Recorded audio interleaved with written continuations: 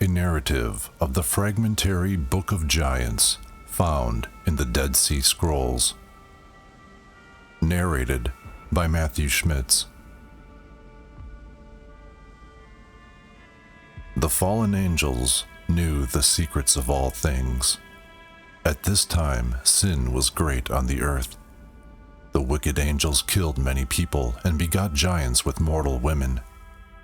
The wicked angels consumed everything that the earth produced: a great fish, the birds in the sky, all the fruit of the earth, all kinds of grain, the fruit of the trees, even beasts and reptiles they committed sin against.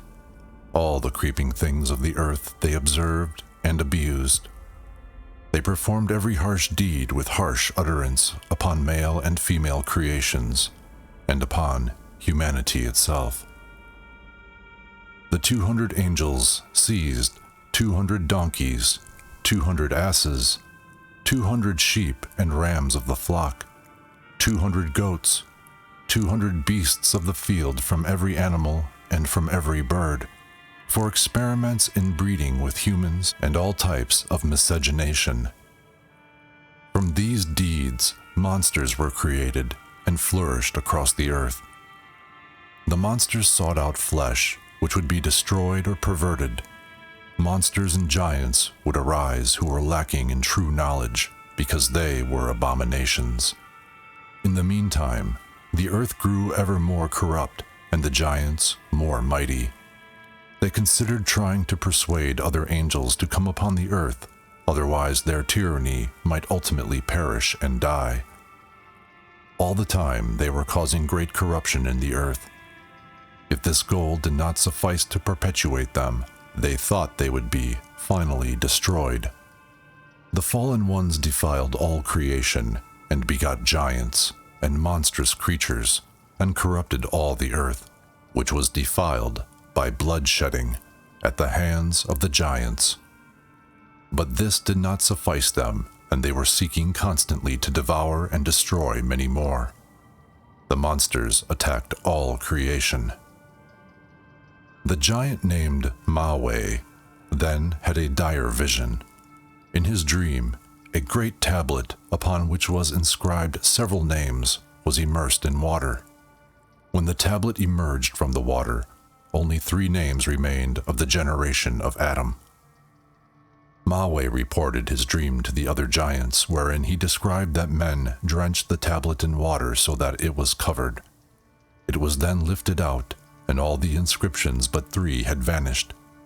The dream was then discussed among them. "This vision is cause for cursing and sorrow," said the group. "I," said Maui, "am the one who will be blamed most of the whole group, of those cast down out of heaven, and I shall have to go to hear the spirits of the slain complaining about their killers, and crying out that we shall all die together, and be made an end of. When I am sleeping and dreaming, bread and shelter will be denied me." So, troubled with this vision, the monsters entered into the gathering of the giants. Then Oya spoke, without trembling, to Maui. "Who showed you all this vision, my brother?" "Barakel, my father, was with me as corroborator, and it seemed he experienced the same vision." But before Maui had finished telling what he had seen in his dream, Oya said to him, "Now I have heard wonders. If a barren woman gives birth, that would be an equal wonder." Thereupon Oya said to Haya, "Are we to be destroyed upon this earth?" When they had finished discussing the dreams, both Oya and Haya wept greatly before the assembled giants and monsters. "Use your strength," the group counseled. Then Oya said to Haya, "This doom is not for us, but for wicked Azazel, for he showed the most corruption to humanity. They surely will not let all their beloved creations be neglected. We are not to be cast down. You, all of you, have strength and can resist. The giants, after a moment of contemplating this, however, realized that fighting heaven is futile. The giant who is named Gilgamesh stepped forward to speak.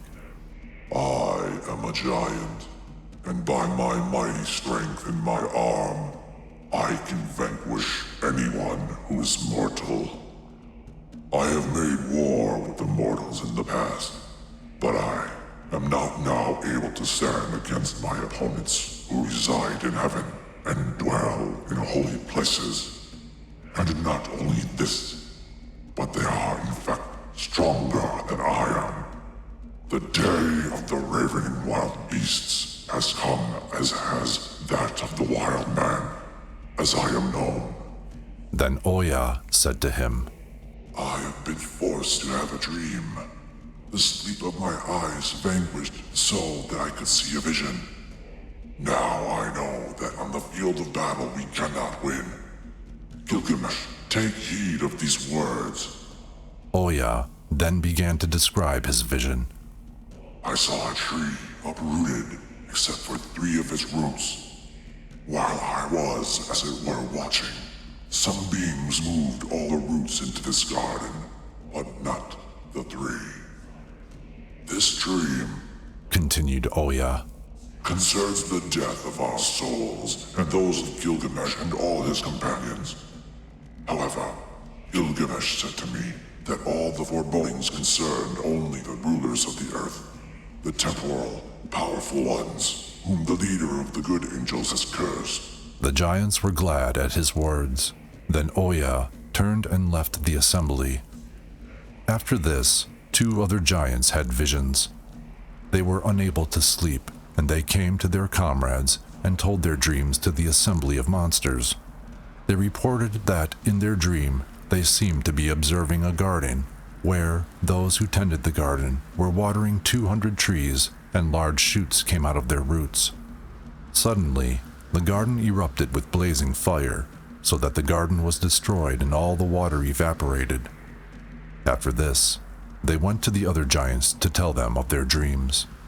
Decidedly, the giant said, Let us seek out Enoch, the noted scribe, and he will interpret for us the dream. Thereupon, Oya declared to the giants, I too this night had another dream, and behold, the ruler of heaven came down to earth and made an end of us.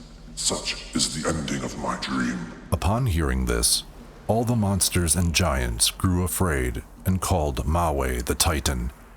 He came to meet the giants who pleaded with him and sent him to Enoch the scribe. The giants said to him, Go to Enoch, so that he may speak to you, and then return to let us know you have heard his voice. Oya spoke to Mawe and said to him, Enoch will listen and interpret the dreams, and tell us how long we giants have to live and rule on earth. Mawe then mounted up in the air as if upon strong winds, using his hands like eagle's wings. He left behind the inhabited world and passed over the great desert of desolation. Enoch saw him and hailed him. Mawe told Enoch of his mission and said to him that he would speak with him. Flying here and there, Enoch came a second time to Mawe, after he, Enoch, had warned Mawe about flying too near the sun. Mawe spoke to Enoch and said that the giants and all the monsters of the earth await his words. If the fall of the giants and wicked angels has been carried out by divine providence from their days of heavenly glory, can you at least assure us that the number of our days spent doing harm will be added to our lives? You wish to know the meaning of the 200 trees that came down from heaven. The scribe, Enoch, gave Mawe a copy of another tablet that bore his, Enoch's, own handwriting. The writing on the tablet said, In the name of the great and holy God, this message is sent to Semiaza and all his companions.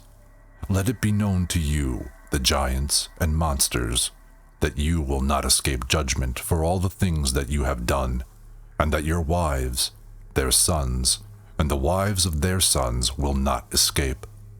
and that by your licentiousness on the earth there has been visited upon you a heavenly judgment. The land is crying out and complaining about you and the deeds of your children, and about the harm you have done to it. Until the heavenly angel Raphael arrives, behold, destruction is coming by a great flood, which will destroy all living things, whatever is in the deserts and the seas. The meaning of the dreams is by way of a judgment for all your evil.